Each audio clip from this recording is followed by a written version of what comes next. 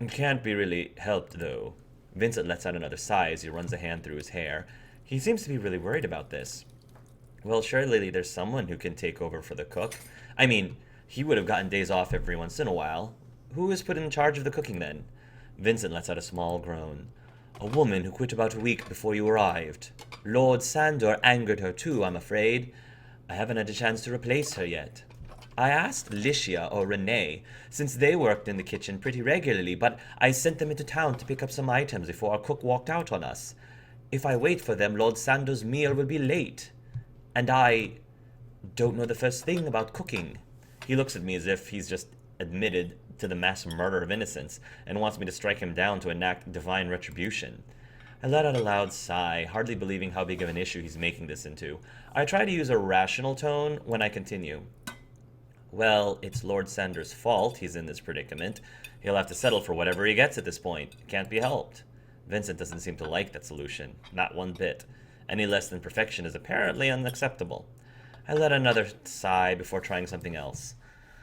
Look, I'm not a master chef or anything like that, but there is one dish I'm pretty good at making, and it happens to be potato soup. And I pretty much have a guarantee that Lord Sandor will like it. My mom used to make it for him before she taught me. Of course, I can't exactly tell Vincent that part. Just let me take care of it, okay? That's... You're sure? Yeah, I should be able to handle it. You'll need to find a new cook right away, though. I was serious when I said it was the one dish I'm good at. All I'm doing is buying you some time. I understand. Thank you, Marcel. It's really not a big deal. It is, though. If I were more competent... I cut him off, not wanting him to start beating himself up over something silly. Well, let's get to it then. We can't keep Lord Sandor waiting forever. Vincent snaps to attention, perking up before saying, Right, I'll assist in any way I can. Before I can give him any directions, Vincent goes to various cabinets and pulls out a few things he knows I'll need. I'm not as familiar with the kitchen as he is, so it's a great help. What ingredients do you need? Obviously potatoes, but what else? Well, for starters, water. That one should be easy. I'll also need flour. I continue listing off ingredients. Vincent nods his head and produces each one until I start getting a bit fancy and asking for more unusual things. Even then, he's able to give me over half of them. I know I should stick to the basics so I don't screw it up, but I've never had a chance to work with some of the more uncommon ingredients. I rein myself in a bit, but still end up with a fancy cheese and a couple of vegetables that I wouldn't normally put in. Do you have everything you need? Yup. And more. Good. I was a bit worried when we didn't have everything you asked for. Well, there are a lot of ways to make it, so now I feel a little bad about it. Vincent, do you mind peeling potatoes? It'd be a big help. Not at all. And when you're done with that, could you cut them into small cubes? I can. How many did you need me to do? Well, if it's only for Lord Sandor, I don't really need that many. Still, it's better to be safe than sorry, and I'd like to have some left over so I can try it. Let's go with 3 for now. Got it. I watch him for a moment to make sure he's got a good grasp on the task. I need to bother. Vincent's doing fine. In fact, I'm beginning to doubt I even needed to help. With a recipe to follow, it's quite possible he'd have done just fine on his own. If this is how well he does with something he's uncomfortable with, I can't help but feel a little jealous. Am I doing something wrong? Huh? Vincent blushes slightly. Well, you were staring at me. I thought I might not be doing you were staring at me. I thought I might not be doing an adequate job.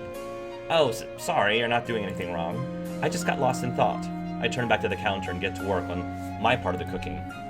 We both work on our assigned tasks for a while before I decide it's too quiet. I figure a small chat would change that. Besides, I might as well take this opportunity to get to know Vincent better. So, you really don't have any experience cooking?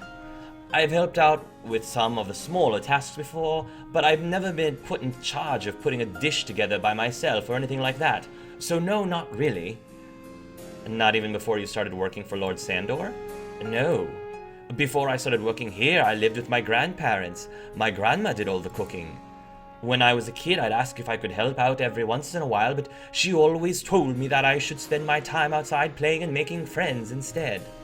I'm having a hard time picturing Vincent playing and making friends. The Vincent I know is way too serious for that kind of thing.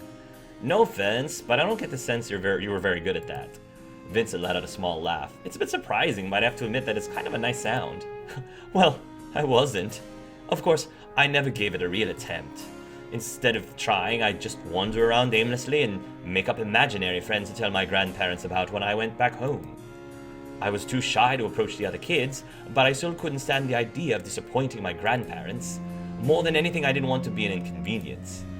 Were they strict or something? No, not at all. It's just, I felt bad that they got stuck raising me. It should have been my parents' job, but they were never around. I don't even remember what they look like, to be honest. This is really sad. That's horrible. Well, it wasn't as bad as it sounds. You can't really miss people you don't know. That's true. I had my grandparents, and that was more than enough. I just didn't want to make things harder for them. It sounds like you were a good kid. How about you? Me? Yes, you. What were you like as a kid? I was a brat. I only had my mom to raise me, so a lot of the kids that lived in the area made fun of me for it. Really. It was fine when their insults were directed at me, but whenever they said something about my mom, I got in a lot of fights. I even won some of them. It sounds like your childhood was much harsher than mine. I don't know about that. How'd we get into the subject anyway? We were talking about me being bad at cooking. You're not bad at it, you just never learned. Actually, I think you'd end up being really good at it if you put in the effort. Perhaps. Vincent slips into a thoughtful silence, so I leave him alone and focus on my own work. Soon enough, everything is chopped and ready to go into the pot. Vincent and I talk some more as we wait, but it isn't nearly as personal as the conversation we've had earlier. It's just idle chatter about things that have been going on in town lately. I stir the soup one last time before calling it good. Well, it's done. It smells good. I want to try some? You have to taste test it anyway, don't you? Vincent nods. I pull out a small bowl and ladle some of the potato soup into it before handing it over to Vincent. After pulling a spoon from a nearby drawer, he takes the bowl from me and waits for it to cool a bit before trying it. It's actually really good. Told you I was an expert. Even so, Lord Sando might not have any nice things to say about it. If that's the case, he could choke on it. That's what I'd like to say, but of course I don't. That's fine. You'd better not keep him waiting. Right. Vincent gives me a nod and then gets to work preparing a tray of food for Lord Sandor. Once he's done, he takes it up to him, leaving me alone in the kitchen. I start cleaning up what I can. When I finish that up, I take a seat at the table and wait for Vincent to get back. I have to wait several minutes, but eventually he re-enters the kitchen. So, how did it go? Well, Lord Sander didn't say a word. That's, well, for Lord Sander, yes. If he didn't take the time to make any negative comments, that means that he enjoyed it. Ah, he seemed a bit surprised, too. I guess there was something about it he wasn't expecting? I'm not sure. It means he thought it was awesome and was just, you know, not the kind of person who would give compliments about something awesome. I guess he remembers what my mom's cooking tasted like, even after all these years. It sort of reminds me of a Ratatouille moment. Still, it shouldn't have tasted exactly like hers. I did make a few changes here and there. Perhaps his surprise was over something else entirely. I guess in the end, it doesn't really matter. I don't know why I'm even giving it that much thought. We're subconsciously giving our father subtle hints as to our identity here. Thank you again. You really helped me out. Huh? Oh, yeah, no problem. You know, if you need help, you should just ask for it. Stressing over it by yourself doesn't solve the problem. Vincent gives me a small smile. You're right, of course. I don't know if his answer means that he'll actually listen to my suggestion, but at least he's acknowledging that he was being silly about it. That's a start anyway. Okay.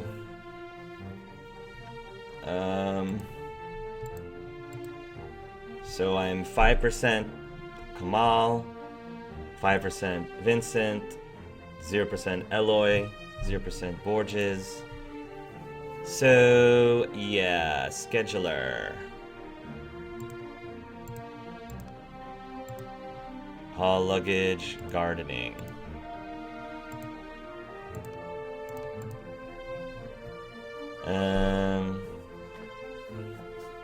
I don't know, like, what exactly is... I'm not really sure how I should be handling all of this. You know? Like, physique 4, strength, diligence. I mean... Gardening, haul luggage. Gardening, haul luggage. Gardening, haul luggage. Reputation 0. I'm just gonna... In the schedule screen, you'll plan the weekly activities of Marcel. The total number of weeks before the game ends is shown in the bottom of the screen. Okay. On the activities element, you can see the various activities you can do during the week. Click on an activity, and then on a day of the week to plan the activity for the weekend. Each activity will increase a base skill. Derived skills like physique, decorum, etc. are derived from 2 base skills like strength and diligence. Reaching a value of 90 in the associated skill will unlock a bonus CG for each character before the end of the story. To get the final romance ending and a relative CG, you need to reach a 100% relationship with the love interest and have a value of 90 in reputation. And the 90 in reputation.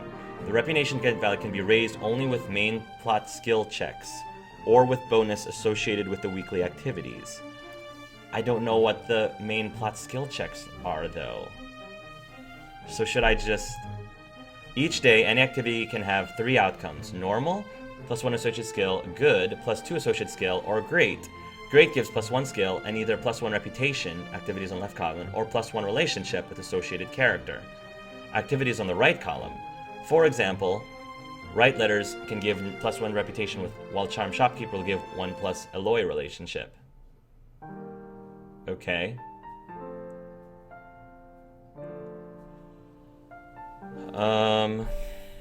Okay. If you reach 100 on a base skill, every time you do the associated activity, you'll automatically get the great result. A good way to quickly increase reputation or relationship points toward the end of the game. That's all you need to know. Good luck. I mean, I guess I'll max out on strength and diligence.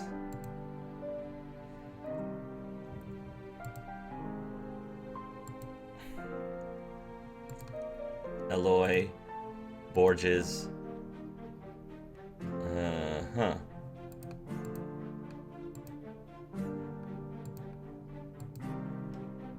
So, right. Okay. Charisma.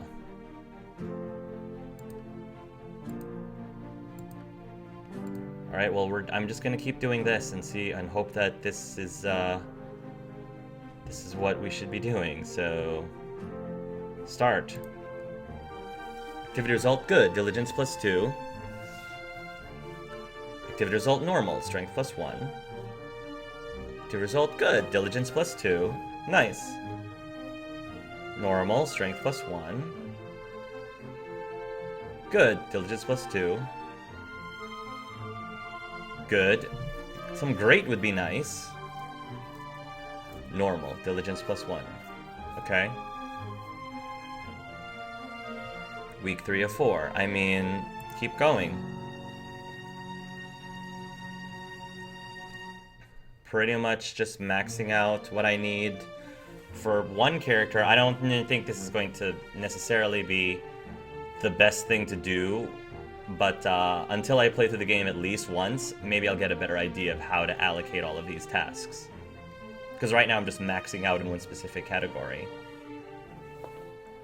I head up the stairs with a tray of food in my hands. Today's menu is a simple tomato soup with a roll on the side.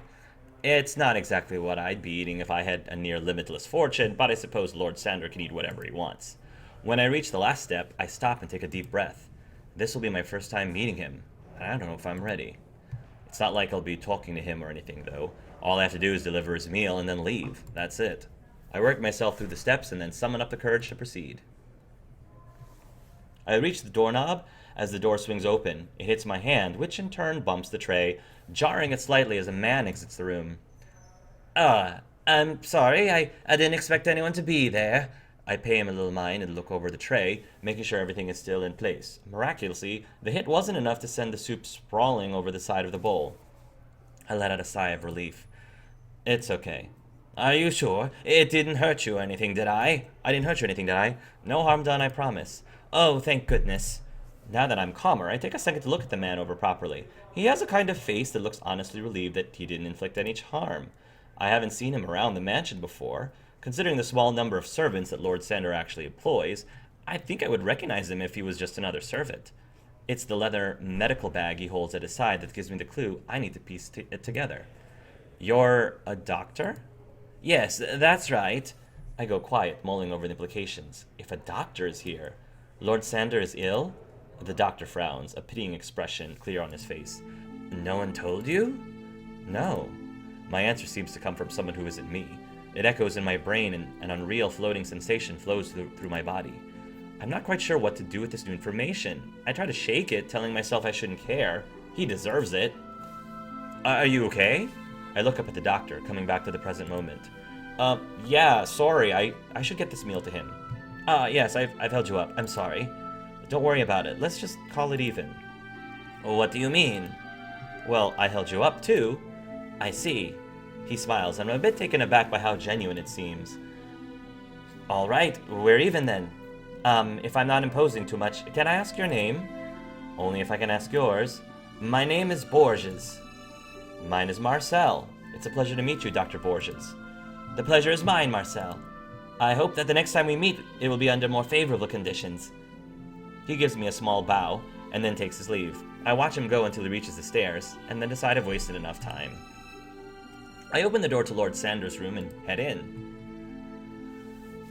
You sure took your dear sweet time. Apologies, your lordship. It won't happen again. It better not. I don't pay people to make me wait. Before he can finish his sentence, he breaks into a fit of coughs. In a hurry, I set the tray down on the nightstand and go to his side. I may not be on the best terms with him, but I'm not about to leave a helpless person. That said, I'm not exactly sure what I can do for him. I bite my lip, weighing the options before realizing the obvious one. I'm going to get the doctor. I turn to go, and Lord Sander reaches out and grabs my wrist. Don't. He closes his eyes and lets out another horrible series of coughs. I try to pull away, but he tightens his grip and repeats the order. I said don't. I go limp, and his grip loosens his turn. However, he doesn't let go. I try to use a gentle tone as I switch to a more diplomatic tactic. He can help. If you just let me go get him, he can... He's useless. They're all useless. He takes a strained breath. I'm in enough pain as is. I don't need him poking around and finding more things to try and fix. Just stay put. It'll pass. The coughing grows worse, and beads of sweat form on his brow as he gasps for air. I bite my lip and avert my gaze. I don't want to watch this. I want to chase after Dr. Borges and bring him back here so he can deal with it instead of me. But Lord Sander has made it clear that's not what he wants. Still, standing here doing nothing feels wrong. Each cough grates on my psyche. But like he said it would, it does eventually pass. When it's finally over, he leans back on his bed, completely drained. He turns his head towards me and uses a raspy voice to address me. I'm surprised that wasn't a choice. You're new here, aren't you? I don't think I recognize you. That's right. Come here. I avoid making eye contact as I take a reluctant step towards him. They have the same eyes. Oh, he's got his father's eyes. I know he's never met me before, but I still have the unreasonable fear that he'll recognize me if I get too close. Eyes on me when I'm talking to you. That's basic knowledge. Surely Vincent gave you the lecture? I blush brightly in embarrassment and force my eyes to meet his. For a brief second, his eyes go wide. He shakes it off quickly and resumes his previous composed expression. However, he lets a solid minute pass before finally speaking again. Did she send you here? What? Did your mother send you here to confront me? Whoa! He already knows? Wow, I didn't think he would know until very early. I didn't know he would find out this early. I don't know what... He raises his voice, drowning out mine as he shouts. Don't lie to me! Did you think I was stupid? Did you think that I wouldn't figure it out? You look exactly like Mora. How could I not know? He figured it out. He figured it out so easily. My head reels as I try to come up with a convincing lie, but I can't. The only thing my brain is able to focus on is the fact that I've been discovered. I didn't want him to know. I really didn't, but now that the information is out there, I can't stop myself from coming to my mother's defense. My mom didn't send me. She doesn't even know I'm here. She doesn't want anything to do with you ever again. And who could blame her after what you put her through? You don't have the first clue about what she had to do to get by after you left her. I'm the one who couldn't let it go. A silence settles between us, and I take the moment to take a deep breath. I need to calm down. I need to think clearly. Lord Sander lowers his voice. There's no more anger in it, just cold observation. So Wally was right. You are my son. I pale slightly. I guess there really is no hiding it now. You have no right to call me your son. Not when you skipped out on the whole being a father part. Fair enough. Let's hear a name so I can stop calling you son then. What did Mora end up calling you? I bite my lip, debating whether or not I should tell him. I guess it doesn't make a difference. Marcel. That's cute. I feel my cheeks grow hot as though I can't see my own face. And though I can't see my own face, I'm sure it's red. He's making me angry, and I think it's intentional. I shouldn't have told him my name. I shouldn't have even come here. What did I honestly expect from him? Instead of giving him a verbal reply, I turn to leave.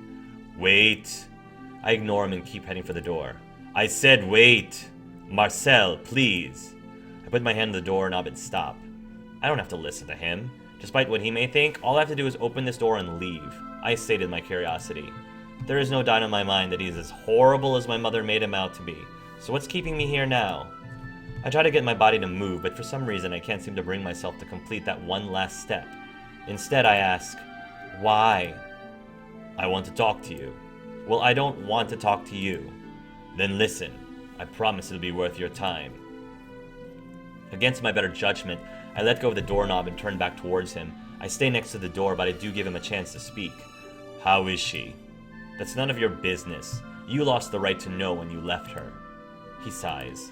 You love your mother, right? You take an opportunity to make life easier for the two of you, yes? I cross my arms. The answer should be obvious. Knowing that he at least has my attention, he continues. As it turns out, I don't have an heir. I didn't come here for your money. That would be a first. He's talking like this is not the first time that a child of his has come back wanting money from him.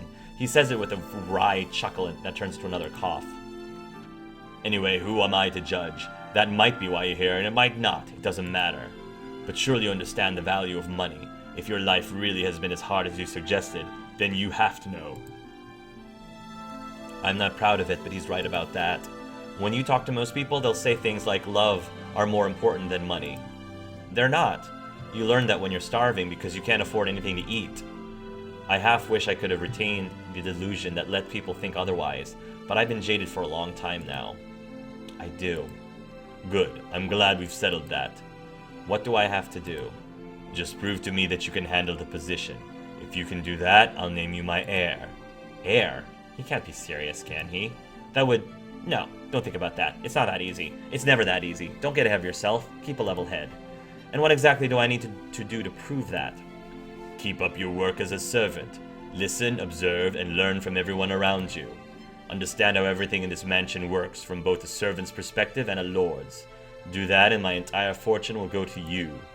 And how do I know you'll keep to that? You didn't exactly stay with my mother when you said you loved her. How can you expect me to believe anything you say? He lets out an annoyed groan. Again with your mother. Still, I guess I should be grateful you didn't turn out totally daft. Look at it this way, even if I don't name you as my sole heir, you still have an honest job with steady pay as long as you work as one of my servants. On top of that, you don't have to spend money on a place to stay, and you have access to my library among other things. You can use this as a chance to learn skills that might help you get another job in the future. The only downside is that you have to deal with me. That's a bigger downside than you think it is. Maybe, but it is big enough to make you reject my offer. I'm hoping that there's an opportunity here to have some sort of resolution or understanding with your father before he passes. I'm hoping, regardless of whether or not he becomes an heir. Maybe. But is it big enough for you to make you reject my offer? I like to say that it is, but I force myself to swallow my pride. It is a good offer, and if he is being honest then, it'd be wonderful if I could give my mother a future where she doesn't have to work. She's done enough of that to last a lifetime. No, it isn't. I'll stay, at least for a bit longer. Alright, it's a deal then. You convince me you're able to take my place when I die, and I'll name you my heir. He extends his hand, intending to seal the deal with a handshake. I sigh and then head over to his side. I take his hand into mine and shake it. He nods approvingly and then lets go. We're done now. I have some lukewarm soup to get to, so it's time for you to take your leave. Bah humbug to you too, Dad. Right. I turn and head back for the door. Oh, and Marcel. Yes? Send Vincent up. I need to speak with him. Don't worry, our deal remained between us.